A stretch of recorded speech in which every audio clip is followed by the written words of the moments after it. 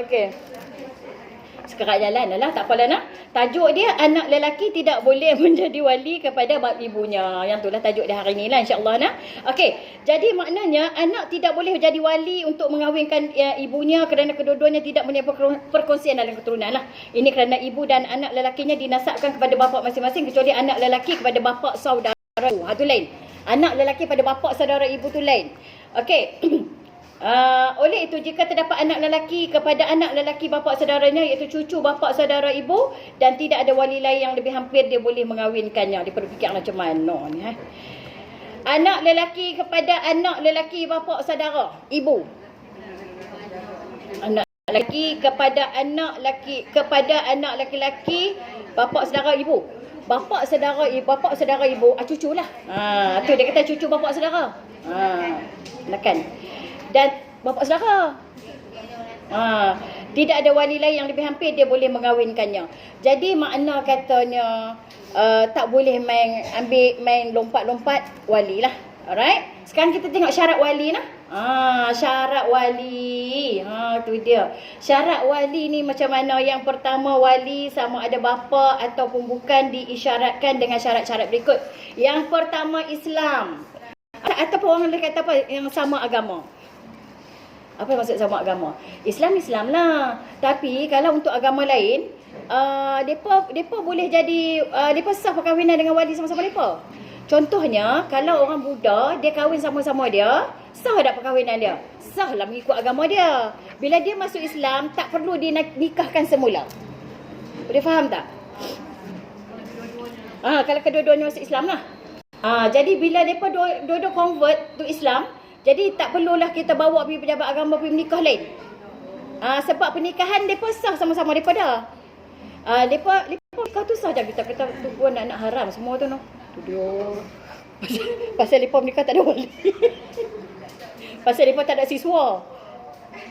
Dia pergi kata orang nikah anak-anak semua lak nikah semua. Dia pergi tengok Hindu Cina, dia kata semua tu anak-anak lak nikah semua. Pasal pernikahan depa tu tak cukup syarat nikah. Rukun nikah ada 5, suami, isteri, wali akan nikah. Suka hati dia. Depa menikah, agama depa memang sah. Mengikut agama depa. Tapi bila depa dah masuk Islam, tak perlu dinikahkan semula. Sebab pernikahan depa sah cara dah sebelum tu. Faham tak? Okey. Islam orang kafir tak boleh kahwin dengan orang Islam. Itu tak boleh lah. Kerana tidak ada wilayah iaitu kekuasaan. Orang kafir terhadap orang Islam. Orang kafir tak boleh menaluki orang Islam, tak boleh menguasai orang Islam. Antaranya dia punya dalil apa dia? Walai tak baca pun tarik sakam dah. 1 2 3 baca.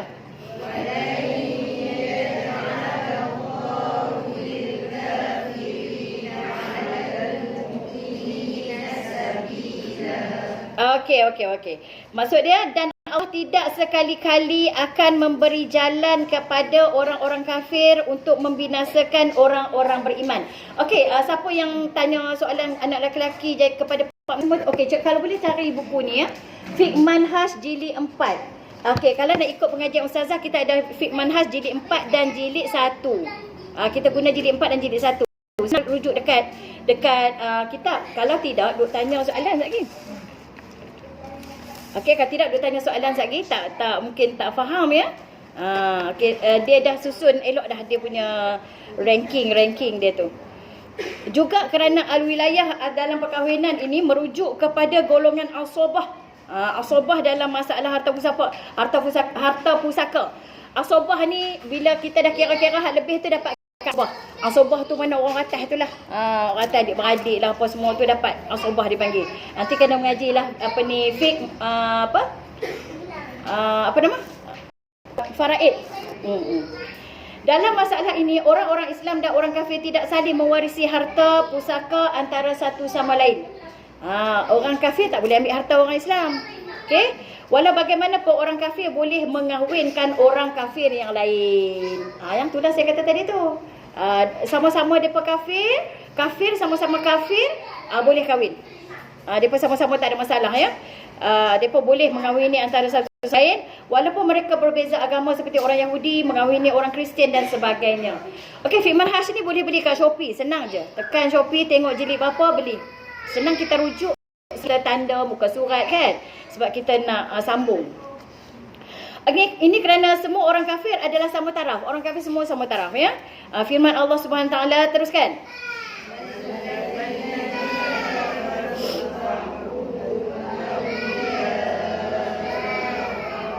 Dan orang-orang kafir setengahnya menjadi wali kepada orang yang lain. Geng-geng lepa je lah. Jadi syarat pertama wali tu mesti Islam. Bapak dia tadi Islam, datuk tadi Islam, abang seibu sebapak tu Islam, adik-beradik semua tadi Islam. Okey, syarat pertama Islam dah. Nombor 2 adil. Adil. Nombor 2 adil. Apa tu maksud adil? Maksud adil tu tak fasik. Iaitu wali tidak melakukan dosa-dosa besar. Tinggal semayang fasik tak? Satu waktu pun fasik. Jatuh fasik. Pagi tadi tak semayang subuh, sengaja tinggal tak semayang subuh, bangkit lambat tak semayang subuh, tak qada, bukan terlena, bukan terlajak, memang tak semayang, fasik. Fasik. Mendedahkan aurat? Fasik. Tu orang kata kena tutup aurat. Aurat kena tutup, bukan main-main. Tangan, handsok, kaki, stokin, tudung, tutup dada. Cukup syarat lah. Baju tak ketat. Warna tak jadi persoalan sebab kita bukan duduk Arab. Arab dia memang hitam semua. Jadi kita tiba-tiba nak pakai warna biru tak boleh. Pasal mereka memang kalau orang hitam tu kita main biru. Tak boleh. Macam kita ada macam-macam warna. Bila macam-macam warna tu tidak menjadi persoalan dalam fiqh. Tak kisah warna apa. Melainkan dia seorang tu merah gila kot daripada atas sampai bawah.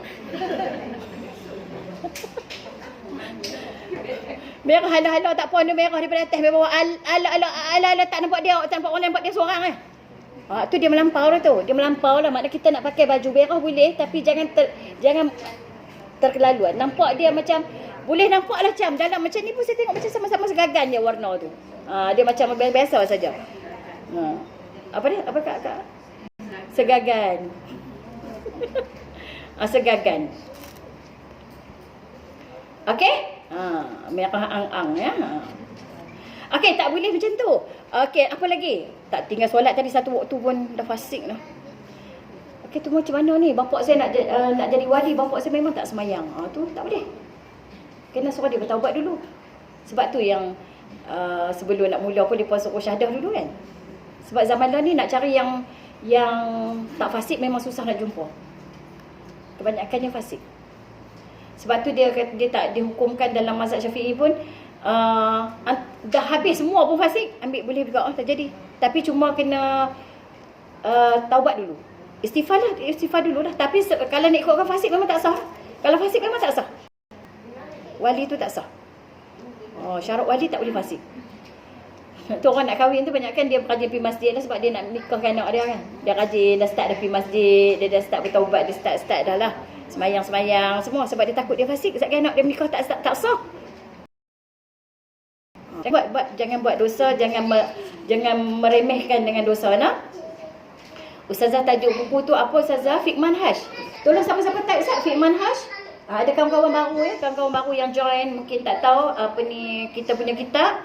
Fikman Hash ni kita rotate kelas Fardhu Ain Ustazah ni hari Isnin dan hari Selasa pukul 5.30 di Masjid Ar-Rahman dan juga Masjid Taman Belian, tapi kita akan rotate setiap minggu kita punya kitab apalah. Okey,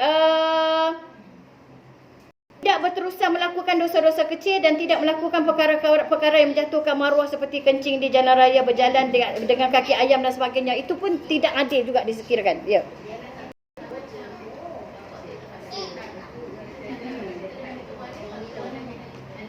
Tak dengar dah.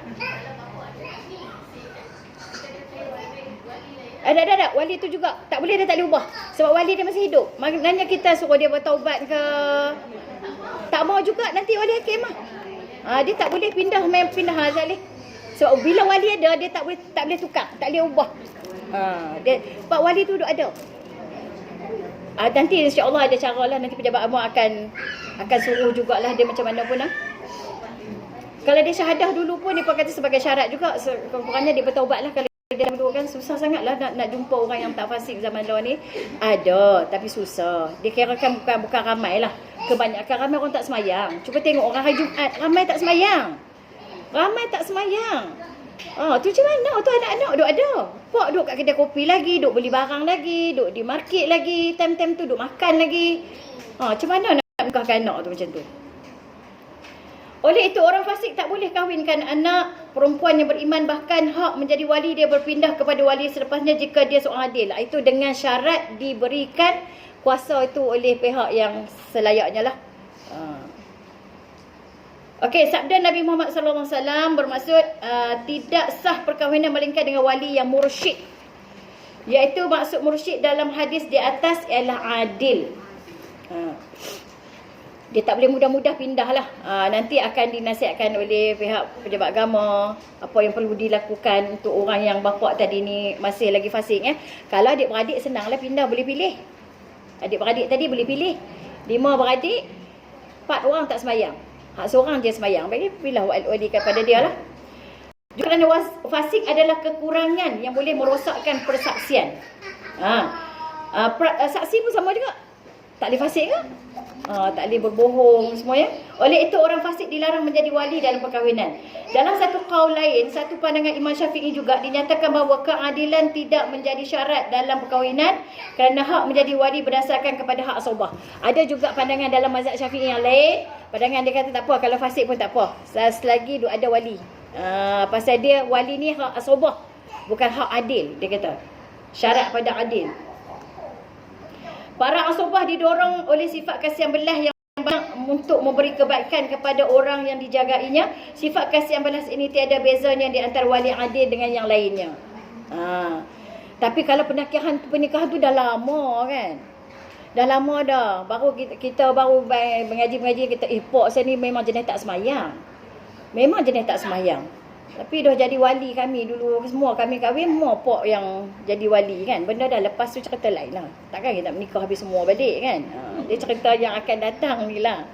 Benda dah lepas-lepas tu jangan dikisah-kisahkan sangat lah.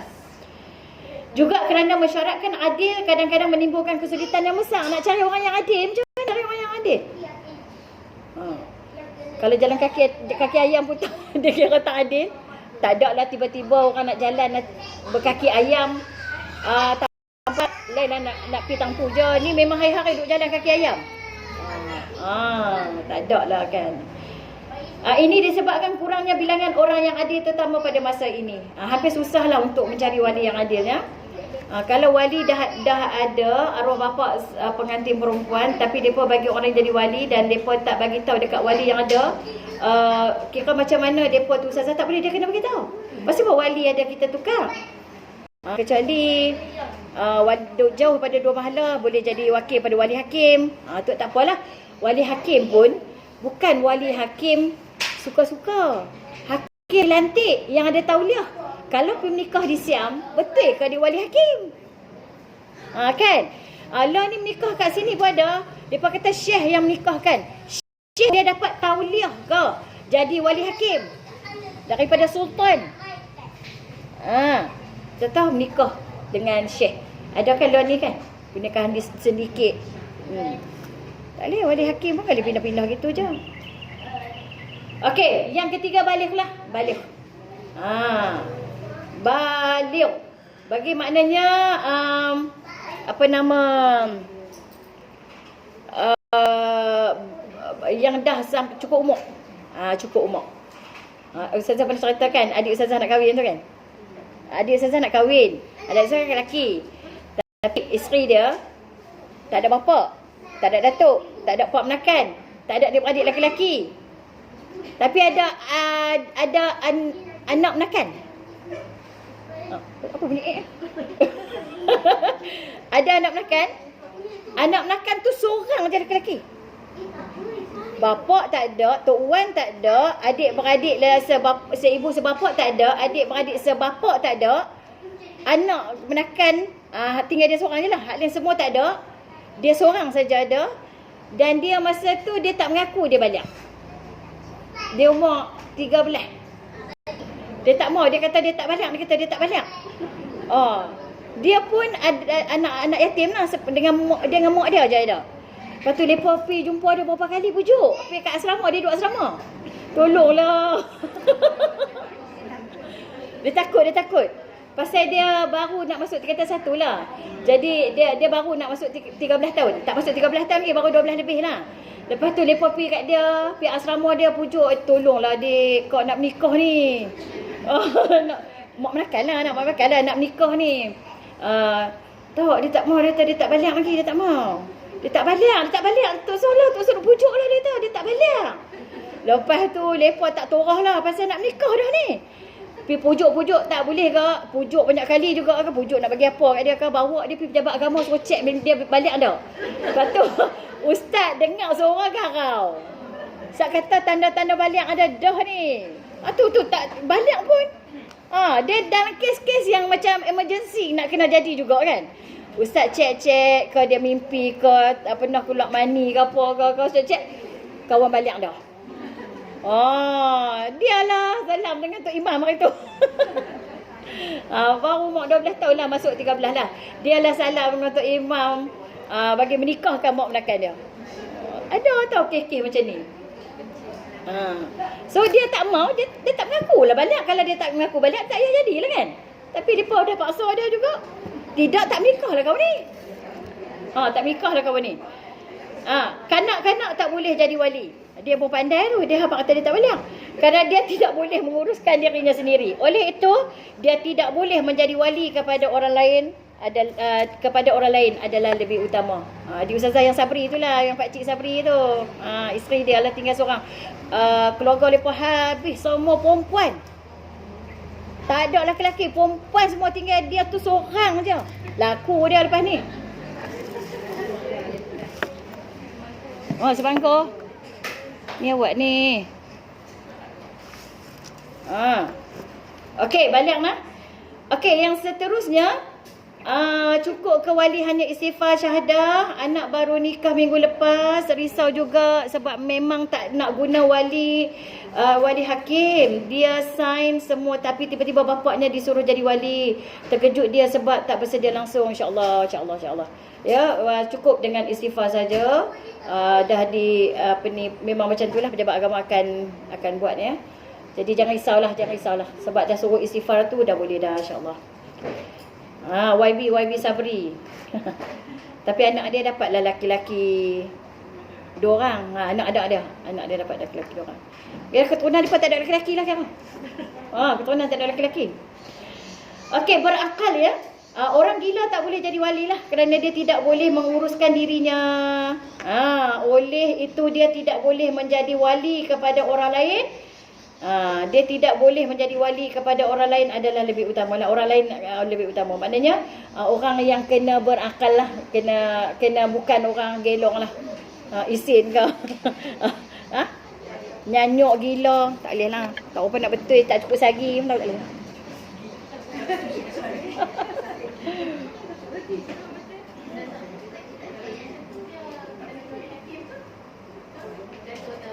Ni ada kes apa ni berapa kali dah minta nak pindah pergi wali hakim ni.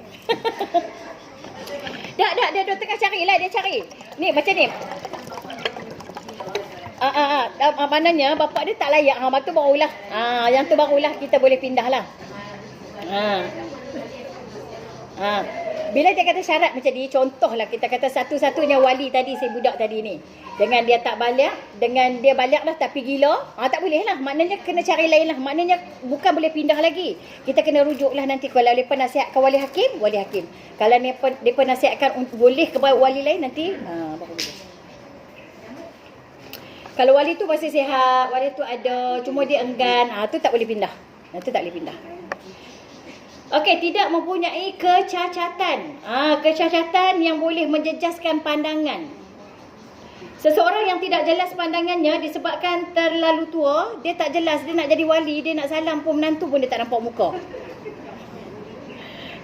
Dia cacat akal, dia tak mampu nak memilih pasangan sekufu jika wali sakit dan pengsan disebabkan sakit perlu menunggu sampai dia sedap. Dan pengsan. yang dihadapinya hanya sekejap, umpama tidur lah, kena tunggu dia sampai dia sedang. Dalam hal ni sebab dia boleh pulih, dia pingsan, tunggu sampai dia bangun. Buta dia tak buta. Okey, di sini dia kata tidak mempunyai kecacatan yang boleh menjejaskan pandangan. Buta memang menjejaskan pandangan lah. Tak boleh. Kalau nak kahwin, orang hak pengantin tu tak apa buta. Orang kahwin tu bisu tak ada masalah. Dia boleh buat isyarat sampai orang boleh faham. Tapi hak nak jadi wali, hak nak jadi saksi tu, dia tak boleh lah. Dia kena cukup lah dia punya panca indera dia. Sebab dia nak mengesahkan perkahwinan tu. Nomana wali bukan yang orang yang dilarang oleh syarak membelanjakan hartanya disebabkan oleh safih. Safih ni bodoh ya. Maksud orang yang dilarang oleh syarak membelanjakan hartanya disebabkan oleh safih adalah mereka yang membazirkan hartanya.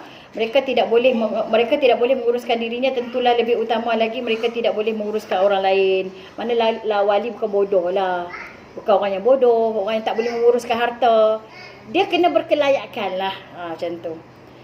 Ketujuh, bukan orang ihram. Orang ihram tu pengantin tak boleh ihram, wali tak boleh ihram, saksi tak boleh ihram. Tak boleh lah. Orang yang sedang berihram haji atau umrah tak boleh mengawinkan orang lain. Sebagaimana yang difahami daripada hadis sebelum ini, bermaksud orang ihram lelaki atau perempuan tak boleh berkahwin. Dan tidak boleh dikahwinkan dengan perempuan berihram ataupun tidak. Ya? Tak boleh.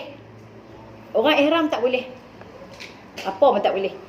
Jika syarat di atas tidak ada pada wali terdekat, hak sebagai wali berpindah kepada wali selepasnya yang memiliki syarat wali yang sempurna, kecuali dalam masalah wali yang ihram. Wali ihram kena tunggu dia balik umrah dulu. Selesai dia habis ihram, baru boleh pindah. Kalau hak lain dia kata boleh pindah. Maknanya bapak tadi bodoh, bapak tadi buta, bapak tadi tak berkelayakan, bolehlah pindah. Tak nak buat apa dah. Tapi tengoklah wali apa. Lebih berhak pada wali hakim. Akan dinasihatkan oleh pejabat agama lah, sama ada pindah wali nasab ataupun wali hakim. Dia ada dua je. Wali nasab ataupun wali hakim. Jangan risau yang tu. Sebab pindah wali tu nanti akan dinasihatkan nantilah. Kalau kita pernikahan yang sah, insya-Allah pejabat agama ada, insya-Allah. Jangan risau. Walau bagaimanapun untuk wali ihram hak mengawinkan berpindah kepada sultan. Sultan makna wali hakim lah. Daripada dekat ya. Okey, boleh dah wali ni. Okey, wali, bahagian-bahagian wali. Bahagian-bahagian wali. Wali terbagi pada dua bahagian, wali mujbir dan tidak mujbir. Atau wali ikhtiar ya, wali biasa. Wali mujbir ni hanyalah bapa dan datuk. Janda perlu pada wali dah nak tanya. Janda kalau kahwin perlu pada wali tak? Perlu.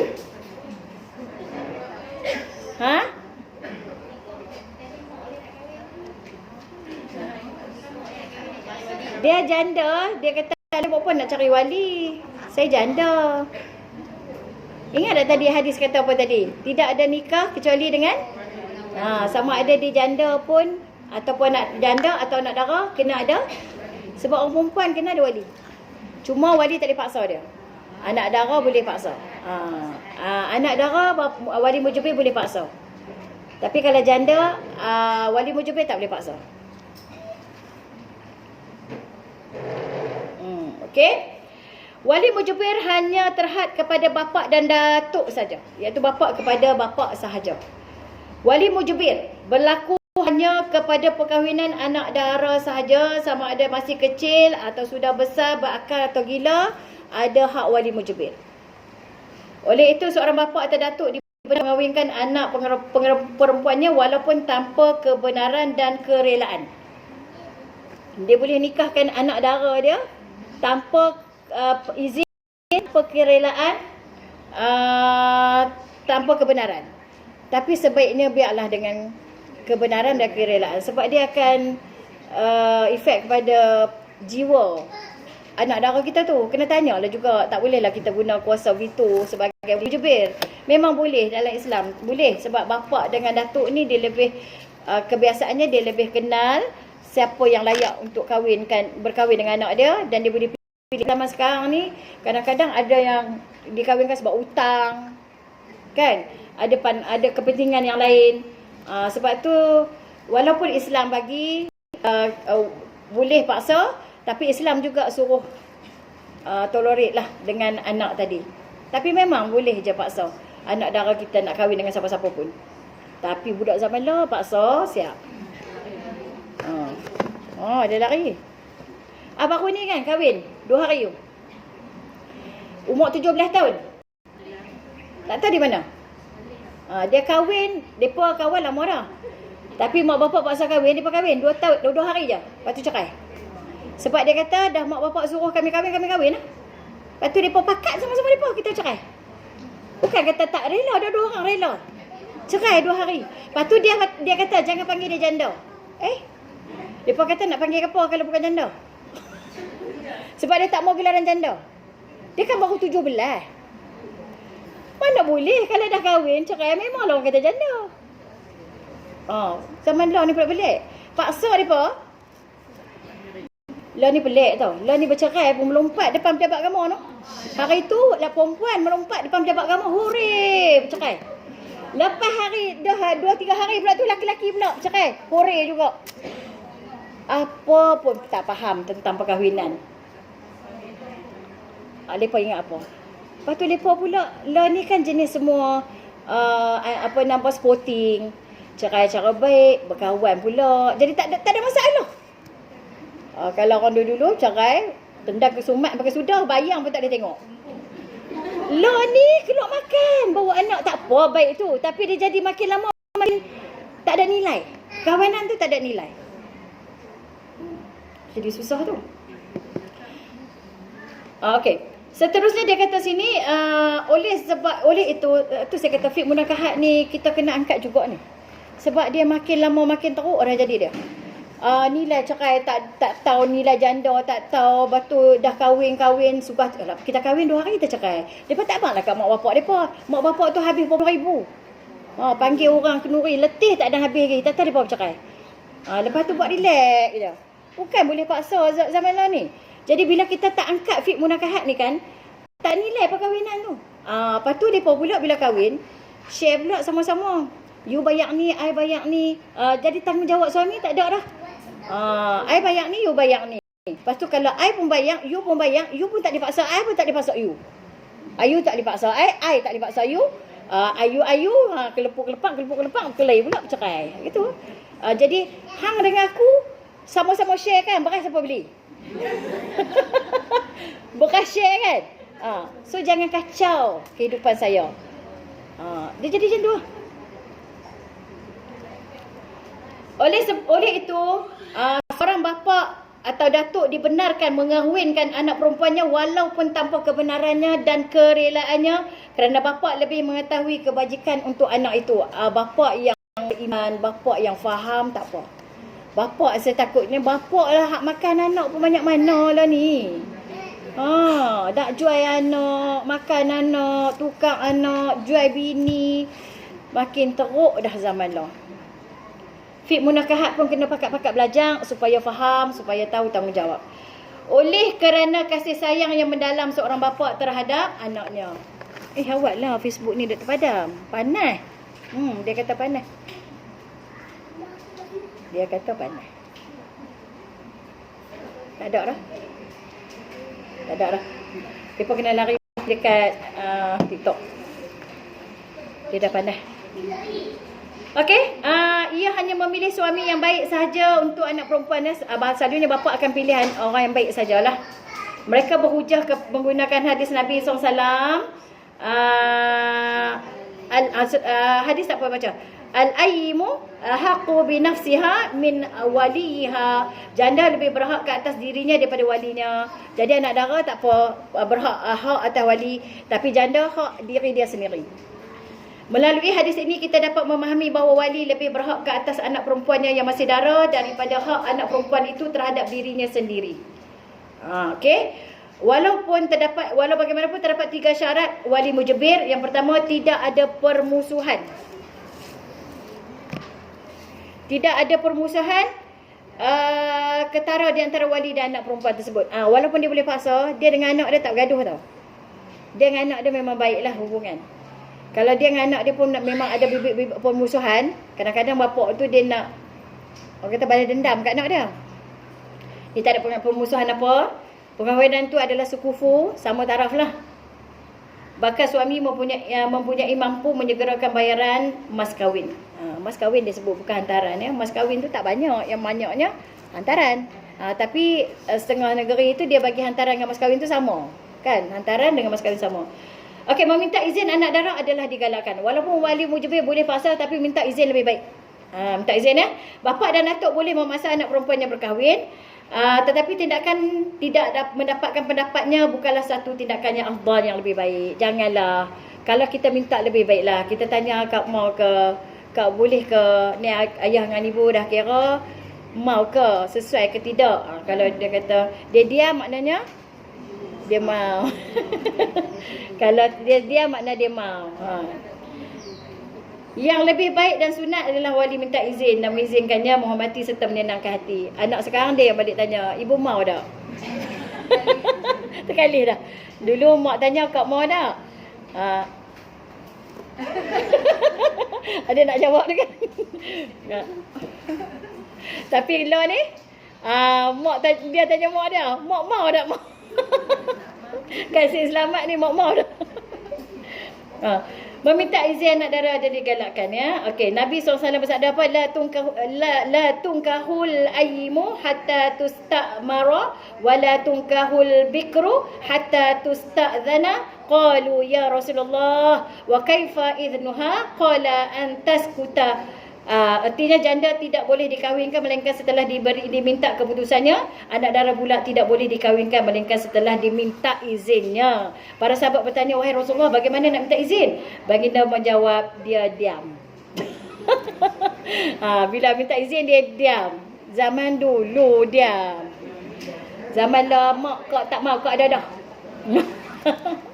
Kau ada dah. Sikit lagi pergi habis. Al-ayyimu ahaqqu bi nafsiha min waliha wal bikru tusta'zanu fi nafsiha wa idhnuha sumatuha. Janda lebih berhak kepada dirinya daripada walinya. Bagi anak dara pula kamu hendaklah minta izinnya, dan keizinannya adalah diam.